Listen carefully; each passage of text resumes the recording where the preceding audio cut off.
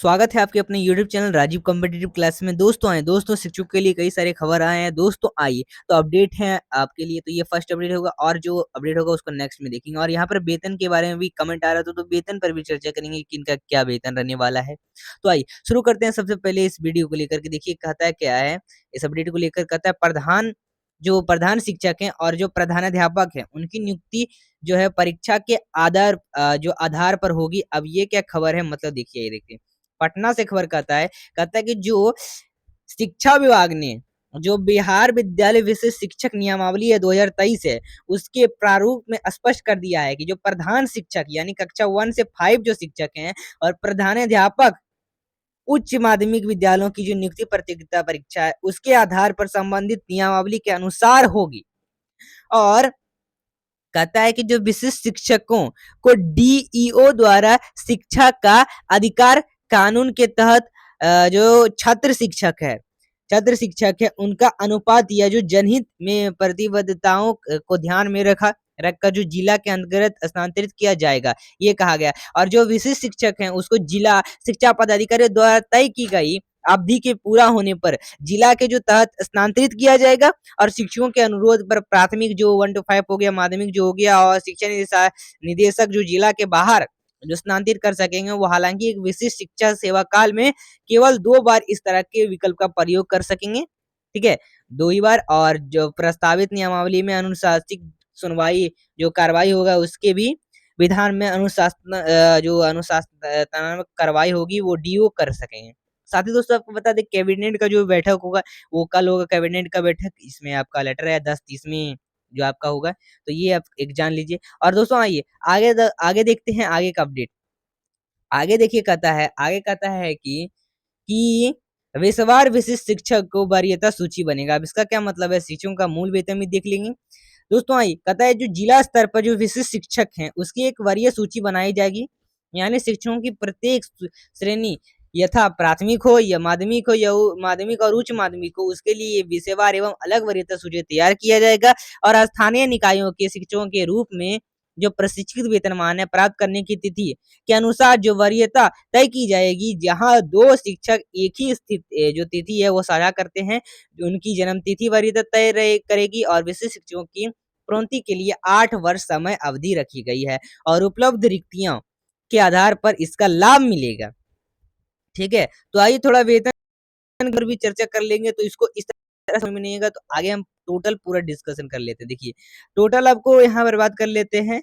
देखिए यहाँ पर है कि जो वेतन संरक्षण की फायदा जो है वो शिक्षक का कितना जो प्रतिमाह होगा, कितना वेतन होगा वो पूरा जानेंगे। यानी जो नियोजित शिक्षक अभी अधिक वेतन प्राप्त कर रहे हैं इसका लाभ उन्हें आगे भी मिलेगा, और इस कम वेतन उन्हें नहीं जो कम वेतन है उन्हें नहीं प्राप्त होगा। जो जितने पुराने हैं उस हिसाब से उनका उनका जो वेतन है उसके अनुसार आगे भी लाभ मिलता रहेगा। ठीक है, तो आइए जानते हैं प्राथमिक शिक्षक जो नियोजित शिक्षक हैं और विशिष्ट शिक्षक हैं दोनों देखेंगे। तो जो नियोजित शिक्षक हैं उनकी वेतन जो है वो 21,290, यानी जो आप जब करेंगे आपका ट्रेनिंग वगैरह होगा तब के टाइम में रहेगा, तब से स्टार्ट हो जाएगा, मतलब शुरुआती से आपका रहेगा। और विशिष्ट शिक्षक है उसका 25,000 रहेगा। इनका डीए जो रहेगा, मतलब डीए होता है 40% का डीए होता है, 40 से 42% का डीए होता है, तो 40% आपका डीए लगेगा। ये जो नियोजित शिक्षक है उसका 8,942 रुपया, और जो विशिष्ट शिक्षक है उसका 10,500। एचआरए यानी हाउस जो रेंट लगेगा, मतलब जो घर किराया होता है इसको कह सकते हैं। ठीक है, हाउस रेट जिसको कहेंगे। तो एचआरए जो होगा वो नियोजित शिक्षकों का 1703 और विशिष्ट शिक्षक का 2,000 रहने वाला। और सीटीए जो रहेगा नियोजित शिक्षकों का और विशिष्ट शिक्षकों दोनों का सेम रहेगा, 2130 रुपए। मेडिकल इनका रहेगा 1,000 दोनों का। और कुल वेतन टोटल इनका वेतन मिलेंगे 35,064 रुपए। ठीक है, तो ये नियोजित शिक्षक है। और विशिष्ट शिक्षक है उसका 40,630। तो ये क्या है, ये आपका प्राथमिक शिक्षकों के लिए। ठीक है, प्राथमिक शिक्षकों के लिए है। अब आइए दोस्तों माध्यमिक शिक्षक यानी 6 to 8 शिक्षकों के लिए बात कर ले, इनका वेतन क्या रहने वाला है। तो इनका वेतन देख लेते हैं। इनका वेतन रहेगा नियोजित शिक्षकों का और विशिष्ट शिक्षकों का, दोनों के बारे में जानेंगे। तो वेतन 22,480 और इसका रहेगा 28,000। यानी ये आपका कब रहेगा, ये जब आप ट्रेनिंग करिएगा, ये मतलब शुरुआती में रहेगा। इनका डीए रहेगा 40 से 42% तक का रहेगा। तो ये 9,441 नियोजित का और विशिष्ट शिक्षक का 11,760। एचआरए हाउस भत्ता ये रहेगा 1798 और इनका रहेगा 2,240 रुपए। सीटीए 2130 दोनों का सेम, मेडिकल भी सेम रहेगा और कुल नियोजित शिक्षकों का 36,849 और विशिष्ट शिक्षक 45,130। तो ये कुल रहेंगे इनके पेमेंट। अब जब माध्यमिक की बात कर लेते हैं, 9 से 10 की बात कर लेते हैं, तो इनका नियोजित शिक्षकों और विशिष्ट शिक्षकों, तो इनका जब वेतन रहेगा शुरुआती में 22,480 और इनका रहेगा विशिष्ट शिक्षकों का 31,000।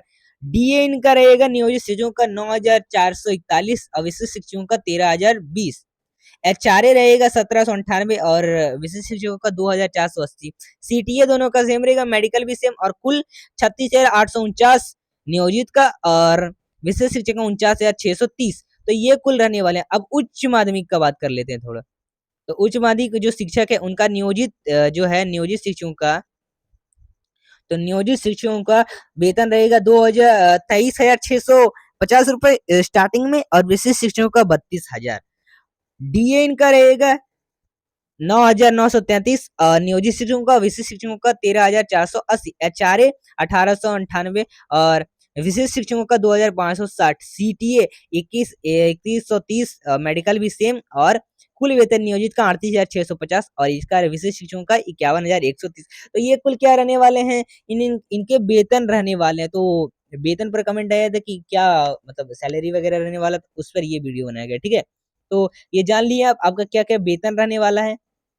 चलिए दोस्तों, तो ये था आज का अपडेट। दोस्तों जानकारी कैसी लगी हमें कमेंट में जरूर बताएं और आगे का जो भी नोटिफिकेशन है उसको प्राप्त करने के लिए चैनल को सब्सक्राइब करें और अगर मन में कोई डाउट है तो आप पूछ सकते हैं कमेंट में। फिर मिलते हैं नेक्स्ट वीडियो के साथ।